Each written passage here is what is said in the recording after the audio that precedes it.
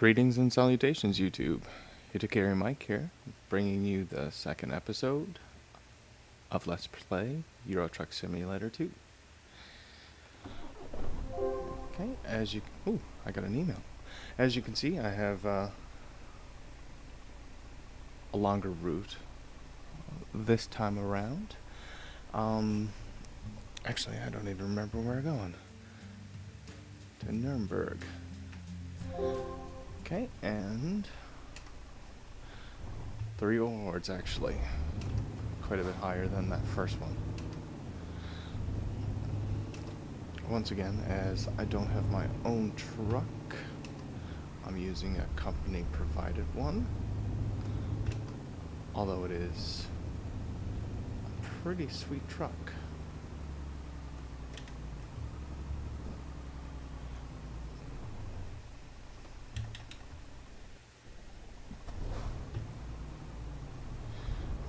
And getting on the open road here.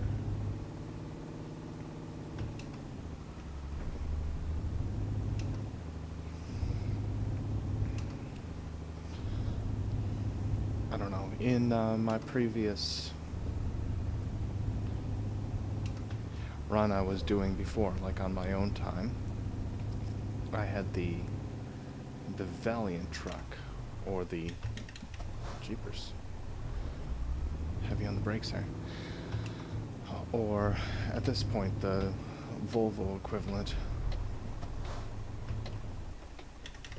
Seeing how they actually seem to have the Volvo brand in the game.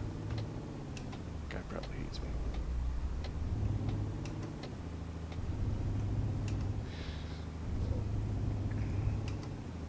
What are you gonna do though?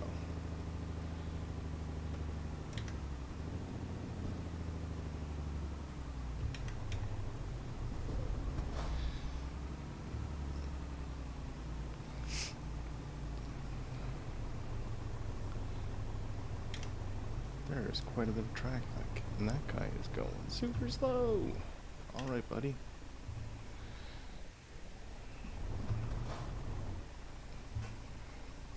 Oh, I guess I just gave up my hint that I'm Canadian.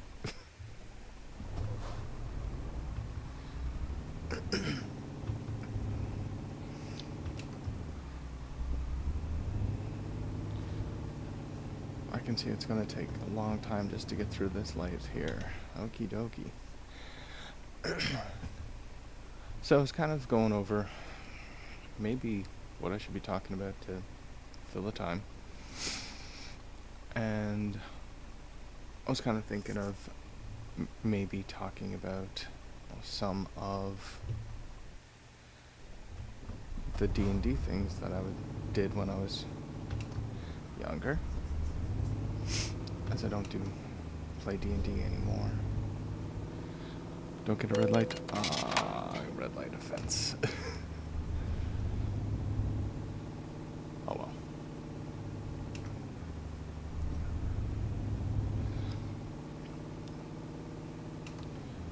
So I'm pretty sure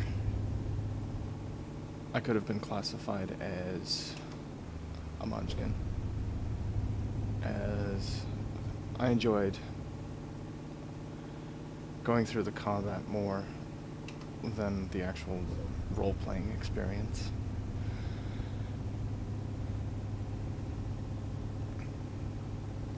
So I remember that there was one campaign in particular that we were playing, and we were hired to kind of reclaim an airship. I believe that's what it was. Once again, you know, hey, a little bit more interested in the combat than the role-playing part of it. So we had managed to make our way up the side of said airship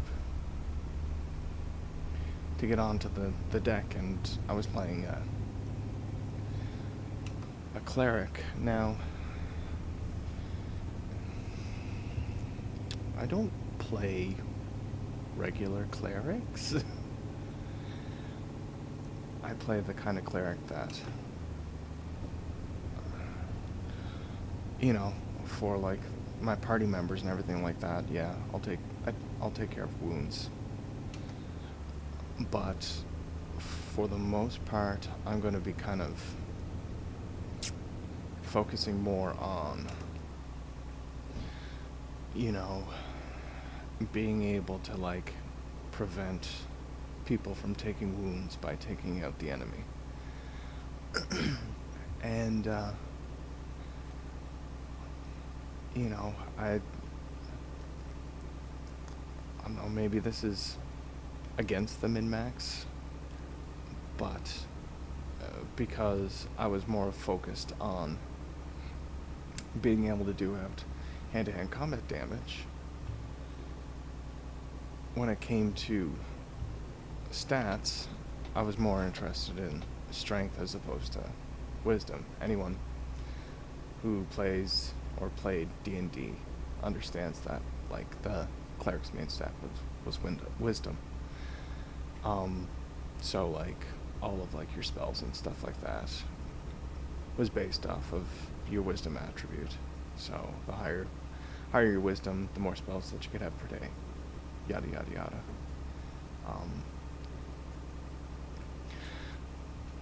So yeah, I did have an 18 and I put it into my strength. Cause once again, I wanted to be able to, you know, beat people.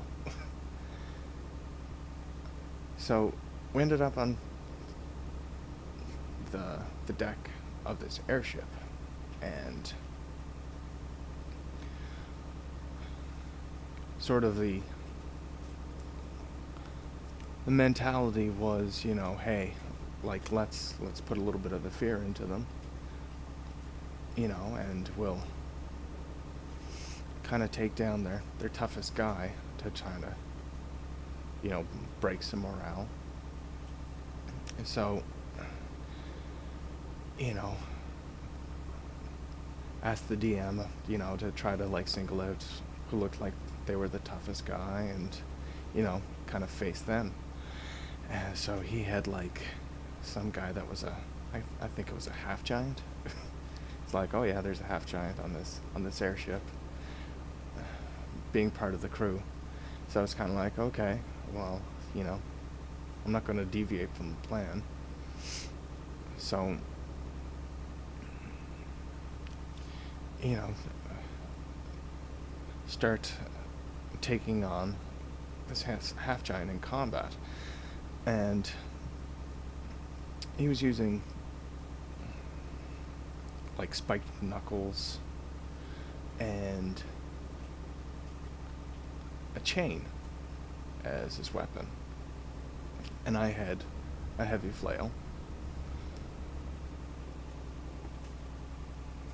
So, you know, the old back and forth, you know, from turn to turn sort of deal. And, you know, he gets his shots in, I get my shots in. And then he gets a lucky hit with the chain, and it actually ends up wrapping around my character's throat, and he catches it with the free hand, you know, and, you know, even a half giant's really, really, really strong. So he, you know, just kind of picks me up and starts like pretty much attempting to pop my head off with a chain. So I'm in like this really desperate situation, so I kind of just really do a really desperate maneuver, and I actually do a called shot on the half giant's elbow with my heavy flail. Now, also anyone who knows D&D knows called shots kind of make it like really difficult to hit. So on the D20, I actually roll just for complete and utter epicness to the combat itself, I rolled a natural 20. So I get double damage. I succeed my called strike, and I actually roll max damage. So the DM decides that that's kind of epic enough to kind of save me from that situation. And I end up shattering the half-giant's elbow.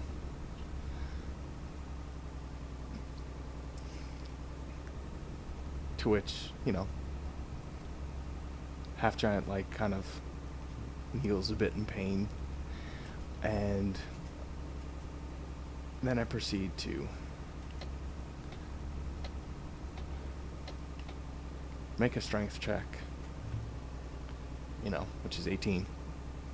So it was actually kind of easy to do for that character. But make a strength check to end up ripping the giant's arm off and beating itself to death, or beating it to death with its own spiked gauntlets.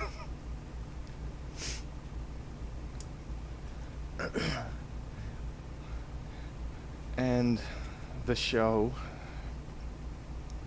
completely broke the morale of everyone that was there. So no one had any fight after that. So we ended up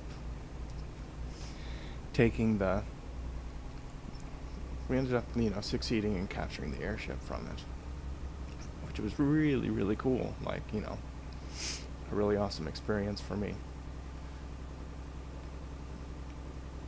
It's just because it's one of those things you can just see in your head. It's just so epic and so cinematic. Okay, we're actually almost at our destination here, which is pretty awesome.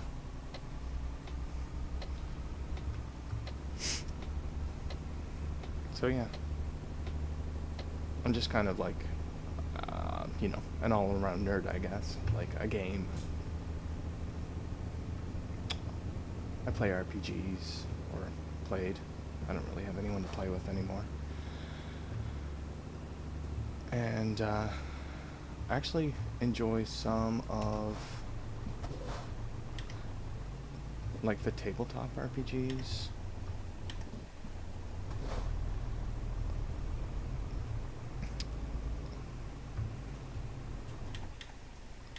There's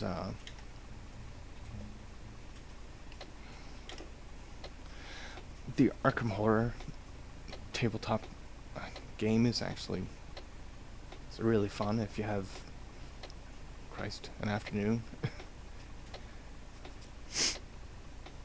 But yeah, you can just blow a whole afternoon on that and most likely lose, but have a lot of fun with a couple of friends.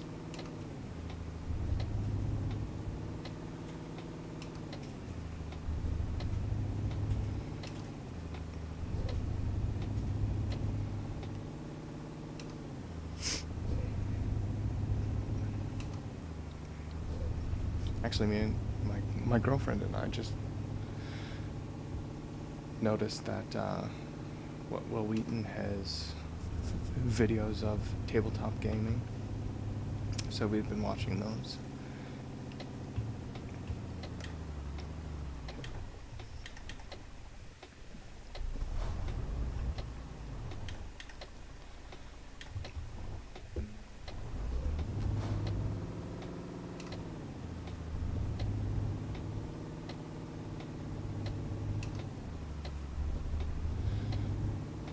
Big wide turn.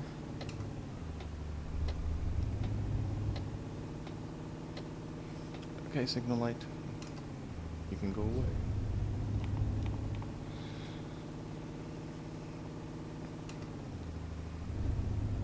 Oh, the people behind me hate me.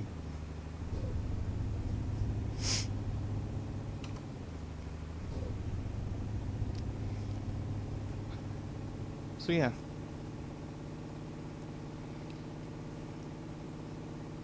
Haven't really thought of a whole lot else to talk about. Oh, I guess this is the destination right here. I guess it makes sense, fertilizer going to a farm.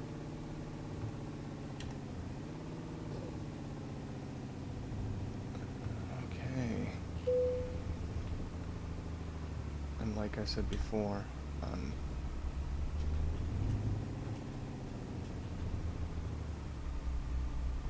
going to be parking every opportunity I get for that extra little bit of XP. Although, I don't know, that lineup's kind of looking pretty good. Let's actually check it out.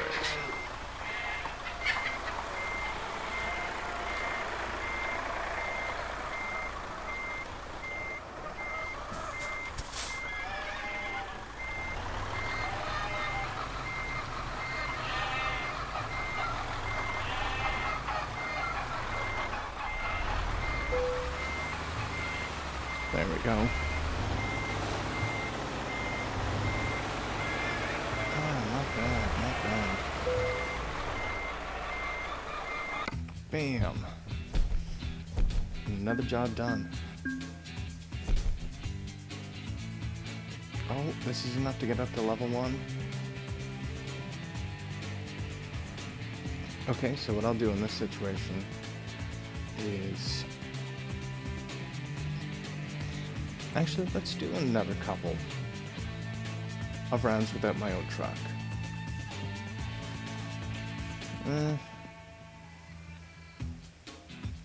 Nah, well, let's level up. 5%.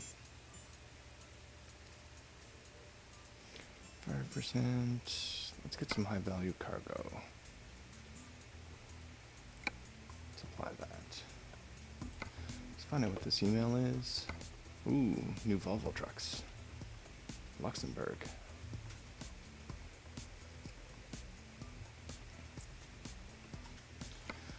Do I know of... I only know of the Volvo.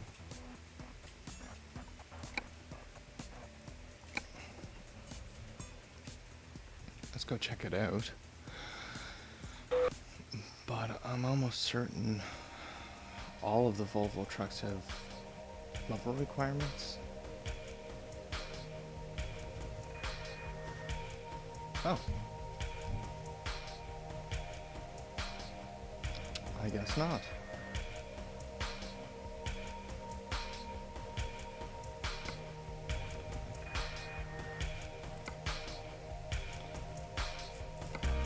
I thought all of the Volvo trucks had level requirements, but I guess they don't.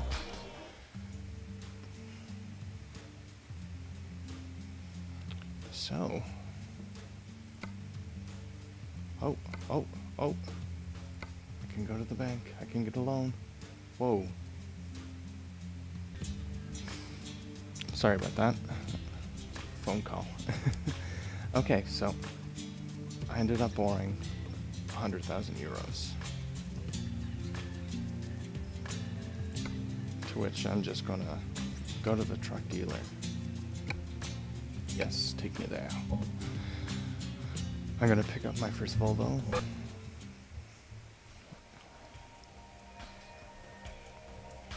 I don't know. I didn't play very much with the other character, but the Volvos always had high horsepower, and I kind of like that. So, I've actually bought my first truck. Check that out.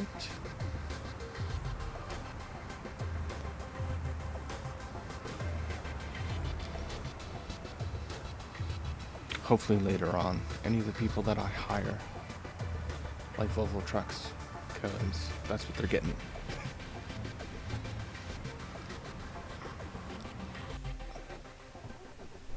So I'm just gonna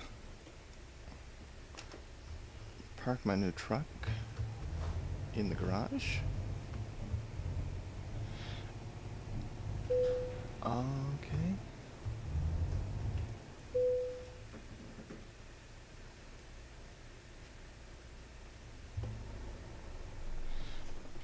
And that'll be it. All right.